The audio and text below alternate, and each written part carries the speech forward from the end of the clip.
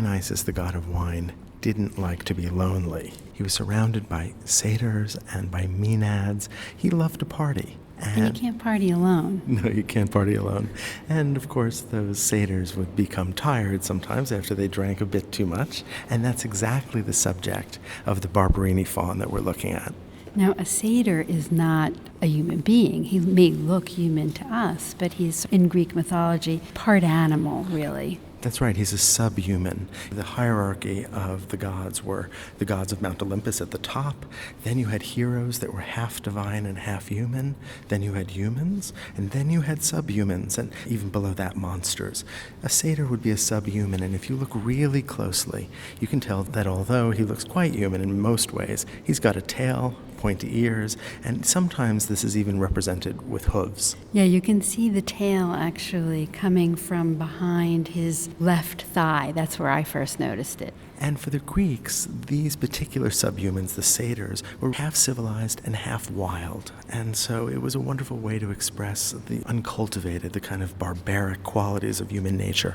His name is the Barberini Faun. He's not really a faun, he's really more a satyr, but he's called the Barberini Faun because when he was discovered in Rome near the Castel Sant'Angelo in 1625, the Pope at the time was from the Barberini family, and everyone recognized how spectacular this figure was, and the Pope said, well, I officially declare this to be part of my family collection. He wanted to do that because it was so important. Not only is it just a stellar example of sculpture, but we think that this actually dates to the 3rd century B.C.E. and that it is an original Greek sculpture. Although it's always very hard to tell whether something is a Greek original or a later Roman copy. It could be a terrific copy. We do know, though, that at least a portion of it has been restored. And you can see those restorations quite clearly in the lower part of the left thigh and almost the entire right leg and foot. So the spectacular sculpture ended up here in Munich when it was acquired by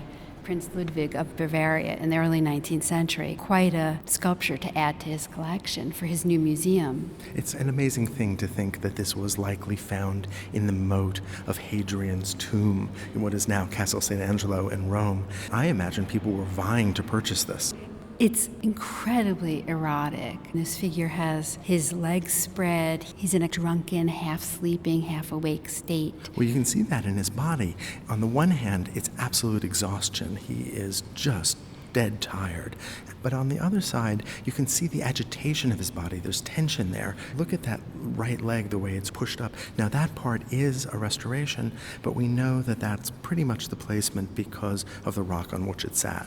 And you can see from his face, too, that there's a combination of exhaustion and restlessness. Well, look at that face. It is just spectacularly sensitive. And I love the fact that it's not symmetrical. His head is pushed over to the side. And if you look at his cheeks straight on, you can see the gravity is compressing the right side of his face, and it's expanding the left side. And so there really is this intense naturalism, this observation of the elastic qualities of the human body. Now, we're in the Hellenistic period where ancient Greek artists are expanding their subject matter, so we don't just have the heroic, ideal, athletic nudes that we saw in the classical period, but here the artists exploring more emotional states, more varieties of subject matter. That's right. Sometimes this is even referred to as the Hellenistic Baroque because of its willingness to remove the reserve that we associate with the high classical period before. He's certainly not reserved in any way. No, not at all. So what are the other accoutrements? What are the other symbols that identify him as a satyr? As if the tail and the ears and the wanton, abandoned quality wasn't enough, you can see that he's laid out a leopard skin. He's on a rock, and it's certainly protecting him from the roughness of the rock. And you can see that he's even keeping his heel on it. It's softer. And he's rolled it up a little bit under his arm so that it functions somewhat like a cushion.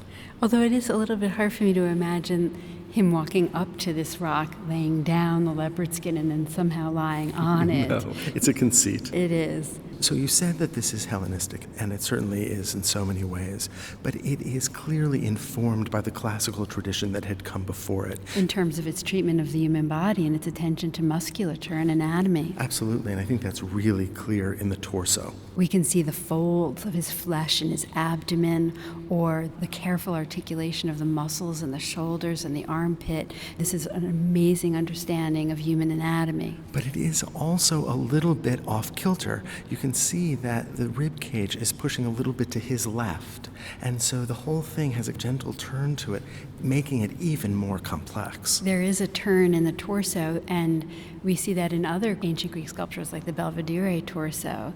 And although this was found 100 years after Michelangelo, or a little bit less, you can see how that kind of twisting and torsion in the body was something that Michelangelo would pick up on. I think if Michelangelo had ever had the opportunity to see this, he would have absolutely loved it. No question.